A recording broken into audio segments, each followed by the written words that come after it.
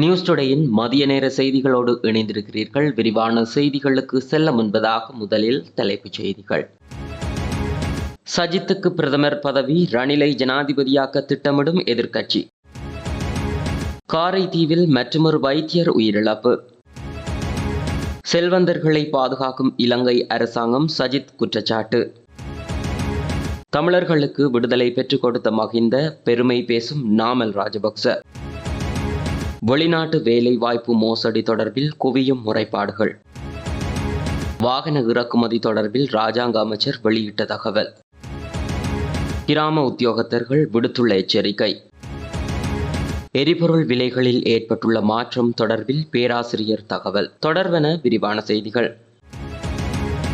ரணில் விக்ரமசிங்க ஜனாதிபதியாகி சஜித் பிரேமதாச பிரதமரானால் நாட்டிற்கு மிகவும் நல்லது என்றும், ரணில் விக்ரமசிங்கவும் அவரது கட்சியும் ஒரே சித்தாந்தத்தை கொண்டே செயற்படுகிறார்கள் எனவும் ஐக்கிய மக்கள் சக்தியின் நாடாளுமன்ற உறுப்பினர் ராஜித சேனாரத்ன குறிப்பிட்டுள்ளார். விசேட செய்தியாளர்கள் சந்திப்பில் கலந்து கொண்டு உரையாற்றும் போதே அவர் இந்த கருத்தை வெளியிட்டுள்ளார்.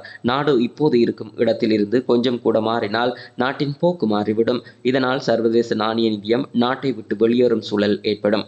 இலங்கையால் சர்வதேச கடன் மீள செலுத்துகையில் இருந்து ஒரு படி கூட முன்னேற முடியாத நிலை ஏற்படும். பல்வேறு தேரர்கள் கூறும் பொய்யான கதைகளை கணக்கில் எடுத்துக் கொள்ள முடியாது. ஜனாதிபதியும் மத்திய வங்கியும் இணைந்து செயற்படுவதன் மூலம் நாட்டுக்கு பலன் கிடைத்துள்ளது. மேலும் நாடு வங்குரோத்து நிலைக்கு தள்ளப்பட்டால் அங்கு எந்த கட்சி ஆட்சியை அமைத்தும் பயனில்லை. ரணில் விக்ரமசிங்க ஜனாதிபதியாகி சஜித் பிரேமதாச பிரதமரானால் நாட்டிற்கு மிகவும் நல்லது என்றார். அம்பாறை காரைதீவை சேர்ந்த வைத்திய கலாநிதி ஒருவர் பானமை கடலில் தவறி விழுந்து உயிரிழந்துள்ளார். காரைதீவை சொந்த இடமாக கொண்ட வைத்திய கலாநிதி ஈனா தக்சிகன் என்பவரே சம்பவத்தில் உயிரிழந்துள்ளார். குறித்த சம்பவமானது நேற்றிரவு இடம்பெற்றுள்ளது. விபத்தில் உயிரிழந்தவர் கல்முனை ஆதார வைத்தியசாலையில் கடமையாற்றி வந்துள்ளார் என தெரிவிக்கப்படுகிறது. இந்த நிலையில் உயிரிழந்தவரின் சடலம் மரண பரிசோதனைக்காக பானமை வைத்தியசாலையில் வைக்கப்பட்டுள்ளது. மேலும் காரைதீவு விபுலானந்த மத்திய கல்லூரியில் இருந்து இம்முறை மருத்துவத்துறைக்கு தெரிவான காரைதீவை சேர்ந்த சிவகரன் அக்சயன் என்ற மாணவன் நேற்று முன்தினம் வெள்ளிக்கிழமை காலை லகுக்கல கடலில் தவறி விழுந்து உயிரிழந்திருந்தமையும் குறிப்பிடத்தக்கது. கோடிக்கணக்கான கடன் மற்றும் வரிகளை செலுத்த தவறிய நட்பு வட்டார பெரும் செல்வந்தர்களை பாதுகாத்து கொண்டு அரசாங்கம் மேலும் பல வரிகளை மக்கள் மீது சுமத்தியுள்ளது என்று எதிர்க்கட்சி தலைவர் சஜித் பிரேமதாச தெரிவித்துள்ளார். குருநாகலில் இடம்பெற்ற நிகழ்வொன்றில் கலந்து கொண்டு கருத்து தெரிவிக்கும் போதே அவர் மேற்கண்டவாறு குறிப்பிட்டார். அவர் தொடர்ந்தும் தெரிவிக்கையில், தற்போது நாட்டு மக்கள் பல்வேறு இன்னல்களை சந்தித்து வரும் வேளையில் புதிய வகை வரிகளை மக்கள் மீது விதிக்க சர்வதேச நாணய நிதியம் அறிவுறுத்தியுள்ளது. மக்கள் தரப்பில் நின்று சிந்திக்காமல் மக்கள் மீது வரம்பெற்ற அழுத்தத்தை திணிக்கும் சர்வதேச நாணய நிதிய ஒப்பந்தம் எட்டப்பட்டதே இதற்கு காரணமாகும். ஐக்கிய மக்கள் சக்தி ஆட்சியில் இந்த ஒப்பந்தம் ரத்து செய்யப்படும். IMF பங்கேற்பில் நாட்டை கட்டியெழுப்புவது யதார்த்தமானதும் நடைமுறையானதுமான விடயம் ஒன்றாக அமைந்தாலும் முதுகெலும்பை நிமிர்த்தி கொண்டு மக்களுக்கு நிவாரணம் வழங்கும் மக்களை மையமாக கொண்ட ஒப்பந்தத்தை எட்டுவது அரசின் பொறுப்பாகும். அரச வருமான இலக்குகளை எட்ட முடியாமல் போனமையினாலேயே புதிய வரிகள் விதிக்கப்படுகின்றன. மேலதிக வரிகளை விதிக்காமல் வரி அறவீட்டு வேலை திட்டத்தை வினைத்திறனாக மேற்கொள்ள வேண்டும். நட்பு வட்டார பெரும் செல்வந்தர்கள் பலம் வாய்ந்தவர்கள் மீள செலுத்த வேண்டியுள்ள கோடிக்கணக்கான பெருந்தொகை கடனை தள்ளுபடி செய்துள்ளனர். கடன் தள்ளுபடி செய்யப்பட்ட தனிநபர்கள் மற்றும் நிறுவனங்களின் பெயர்கள் மற்றும் பல கோடி கடன்களை செலுத்தாதவர்களின் பெயர் பட்டியலை அண்மையில் நாடாளுமன்றத்தில் பகிரங்கப்படுத்துமாறு நிதி அமைச்சரிடம் கேட்டபோது, கடன் கொடுக்கல் வாங்கல்கள் ரகசியமானவை எனவும் பெயர்களை வெளியிட முடியாது என்று கூறினார் என குறிப்பிட்டுள்ளார். விடுதலை புலிகளை தோற்கடித்து வடக்கு கிழக்கு மக்களுக்கு உண்மையான சுதந்திரத்தை முன்னாள் ஜனாதிபதி மஹிந்த ராஜபக்ச பெற்றுக் கொடுத்ததாக ஸ்ரீலங்கா பொதுஜன பெரமுனவின் தேசிய அமைப்பாளர் நாமல் ராஜபக்ச தெரிவித்துள்ளார். சஜித் பிரேமதாச அனுரகுமார திசாநாயக்க வடக்கிற்கு சென்று 13வது திருத்தம் நடைமுறைப்படுத்தப்படும் என கூறியதை நான் பார்த்தேன்.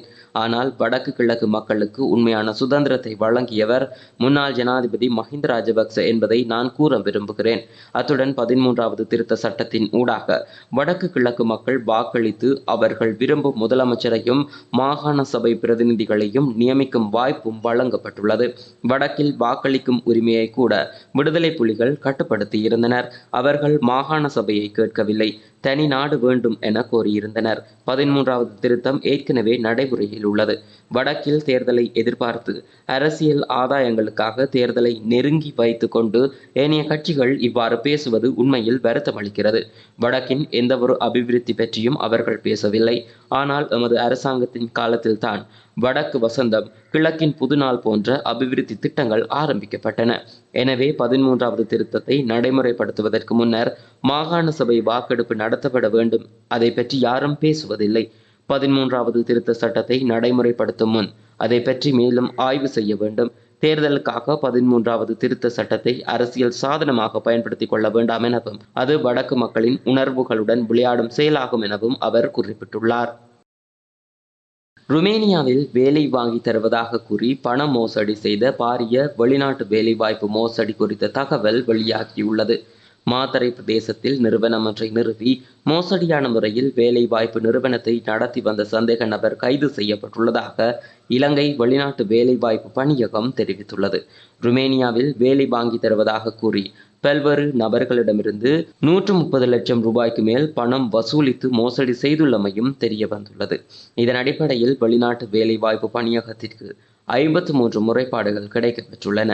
குறித்த நிறுவனம் வேலைவாய்ப்பு பணியகத்தில் முன்னர் பதிவு செய்யப்பட்டிருந்ததுடன் அதன் வேலைவாய்ப்பு அனுமதி பத்திரம் பிப்ரவரி 29ஆம் திகதியுடன் காலாவதியாகியுள்ளது. இதற்கமைய கைது செய்யப்பட்ட சந்தேக நபரை மாத்தறை நீதவான் நீதிமன்றில் முன்னிலைப்படுத்தியதை அடுத்து அவரை தலா 5 லட்சம் ரூபாய் 2 சரீர பிணைகளில் செல்ல உத்தரவிடப்பட்டுள்ளது. மேலும் அவருக்கு வெளிநாடு செல்வதற்கும் தடை விதித்து நீதவான் உத்தரவு பிறப்பித்துள்ளார். வாகன இறக்குமதி நடவடிக்கைகளை எவ்வாறு மேற்கொள்வது என்பது குறித்த வேலை திட்டத்தை தயாரிப்பதற்காக குழு ஒன்று நியமிக்கப்பட்டுள்ளதாக நிதி ராஜாங்க அமைச்சர் ரஞ்சித் சியம்பலாபுட்டிய தெரிவித்துள்ளார். நாட்டின் நிதி விவகாரங்களில் வழிகாட்டியாக மாறியுள்ள சர்வதேச நாணய நிதியத்துடன் பல நிதி விடயங்கள் தொடர்பில் கலந்துரையாடப்பட்டு இணக்கம் காணப்படும் என குறிப்பிட்டுள்ளார். இது குறித்து அவர் மேலும் தெரிவிக்கையில், இதன்படி வாகன இறக்குமதியானது நாட்டின் வெளிநாட்டு கையிருப்பை நேரடியாக பாதிக்கும் என்பதனால் வாகன இறக்குமதிக்கான கட்டுப்பாடுகளை தளர்த்துவதற்காக அரசாங்கம் வீதி வரைபடத்தை சமர்ப்பித்துள்ளதாகவும் அமைச்சர் கூறியுள்ளார். குறித்த வரைபடத்தின்படி பொது போக்குவரத்து சேவைகளுக்காக பயன்படுத்தப்படும் வாகனங்களில் இருந்து குறிப்பிடத்தக்க முறையின் கீழ் ஒரு வரிசையில் இறக்குமதி கட்டுப்பாடுகளை தளர்த்த எதிர்பார்க்கப்படுகிறது. குறிப்பிட்ட திட்டத்தை தயாரிப்பதற்காக நிதி அமைச்சகத்தின் வர்த்தக மற்றும் கொள்கை துறை, மோட்டார் போக்குவரத்து துறை, மத்திய வங்கி, புதிய மற்றும் பயன்படுத்திய கார்களை இறக்குமதி செய்யும் இரு குழுக்களின் பிரதிநிதிகள், வாகன சங்கத்தின் பிரதிநிதிகள், கைத்தொழில் அமைச்சு, சுற்றாடல் அமைச்சு போன்ற அனைத்து குழுக்களையும் உள்ளடக்கி இந்த குழு நியமிக்கப்பட்டுள்ளதாகவும் அமைச்சர் தெரிவித்துள்ளார்.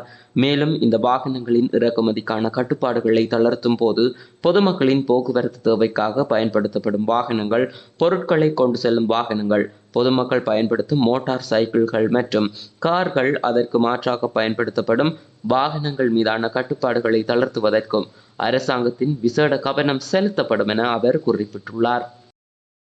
எதிர்வரும் 24ஆம் திகதி தமது கோரிக்கைகளுக்கு உரிய தீர்வு வழங்கப்படாவிட்டால் தொடர் வேலை நிறுத்த போராட்டத்தில் ஈடுபட நேரிடும் என கிராம உத்தியோகத்தர்கள் எச்சரிக்கை விடுத்துள்ளனர். இலங்கை ஐக்கிய கிராம உத்தியோகத்தர்கள் சங்கத்தின் தலைவர் நந்தன ரணசிங்க இந்த விடயத்தை அறிவித்துள்ளார். எதிர்வரும் 24ஆம் திகதி ஜனாதிபதி காரியாலயத்தில் தங்களது பிரச்சினைகள் குறித்து அரசாங்கத்துடன் பேச்சுவார்த்தை நடத்த உள்ளதாகவும் தெரிவித்துள்ளார்.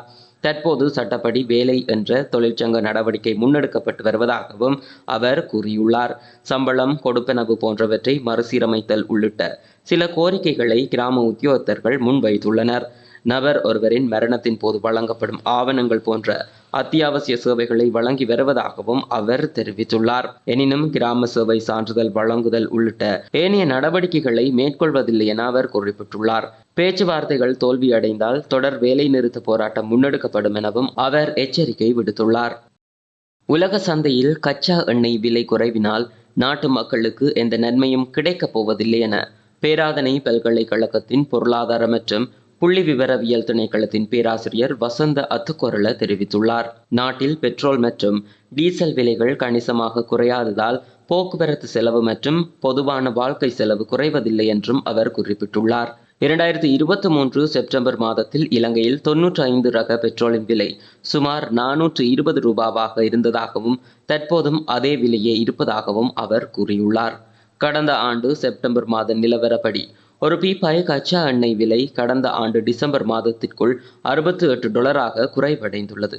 இந்த ஆண்டு மார்ச் மாதத்திற்குள் $83 அதிகரித்து கடந்த ஜூன் மாதம் $74 குறைவடைந்துள்ளது. அதாவது செப்டம்பர் 2023 முதல் தற்போது வரை ஒரு பீப்பாய் கச்சா எண்ணெய் விலை 27% குறைவடைந்துள்ளது. இதற்கமைய இலங்கையில் பெட்ரோலின் விலை 2023 செப்டம்பர் மாதத்திற்குள் சுமார் $420 இருந்த நிலையில் இன்று வரை விலை அப்படியே உள்ளது. 2023 செப்டம்பர் மாதத்திற்குள் 92 ரக பெட்ரோலின் விலையானது $365 இருந்த நிலையில் இன்று $10 குறைந்து $355 அதாவது லங்கா ஆட்டோ டீசல் லீட்டர் ஒன்றின் விலை கடந்த வருடம் செப்டம்பர் மாதத்திற்குள் $351 இருந்த நிலையில் இன்று 11% குறைவடைந்து $317 விற்பனை செய்யப்படுகிறது. கடந்த வருடம் செப்டம்பர் மாதம் வரை லங்கா சூப்பர் டீசல் லீட்டர் ஒன்றின் விலை $421 இருந்த நிலையில் இன்று ஒரு லீட்டரின் விலை $377 அதாவது 12% குறைந்துள்ளது என்றும் தெரிவித்துள்ளார். இத்துடன் நியூஸ் டுடேயின் மதிய நேர செய்திகள் நிறைவடைகின்றன. தொடர்ந்தும் நியூஸ் டுடே செய்திகளோடு இணைந்திருங்கள். நன்றி.